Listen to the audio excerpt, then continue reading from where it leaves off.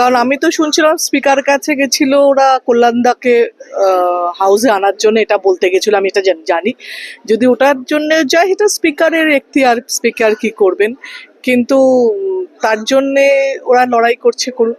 এই যে পুরো ধর্মেন্দ্র প্রধানের ইস্তফাটা তো পুরো ক্রেডিট সিজেপি নিয়ে যাচ্ছে না, তো সেটা তো কংগ্রেসের জন্য প্রবলেম, যে বা অখিলেশের পার্টির জন্য প্রবলেম, ওদের সামনে ইলেকশন আছে।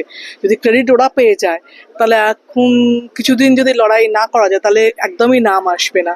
তো সেই জন্যে এটাও সেই পলিটিক্সই হচ্ছে যেখানে ক্রেডিট নেওয়ার জন্যে। তো সেই জন্য নাহলে এত বড় একটা বিল, এত ইম্পর্টেন্ট বিল, বলা উচিত না কে কি চাইছে, কার কি বলা আছে। এবং বারবার করে স্পিকার বলছিল যে সাজেশন দিন, 6 ঘন্টা আরো বাড়াবো, যেটা এতদিন ধরে ডিসকাশন অপোজিশন চেয়েছে। তো সেটা যদি রাজি থাকছে তারপরেও যদি আলোচনা না হচ্ছে, তাহলে মোটিভ ওটাই যে ওদের কাছে খবর পাঠানো যে আমরা তোমার সঙ্গে আছি, আমরা তোমার জন্য লড়াই করছি। এটা অনেক জায়গাতেই হচ্ছে, বা এমনিতেও ইয়েতেও নেটেও বোধহয় আমাদের তৃণমূল ওখানেই রাখা আছে, জানি এটা কি লোকসভার এতেও রয়েছে।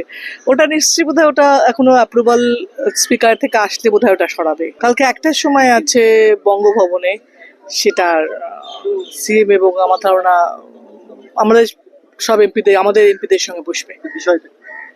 বিষয়টা তখনই জানতে পারবো না, যাদের কিছু ক্লারিফিকেশন আছে বা কেউ কিছু জানতে চায় বা কারো কিছু বক্তব্য আছে কি না, যে বিষয়ে বলা যেত না সেগুলো তো এখানে বলতে পারবে সবাই। নিয়মের মধ্যেই রয়েছে, এবং যে কারণে আমরা একটা অন্য এনসিপিআই এর সঙ্গে রয়েছি এবং নিয়ম মেনেই করা হয়েছে।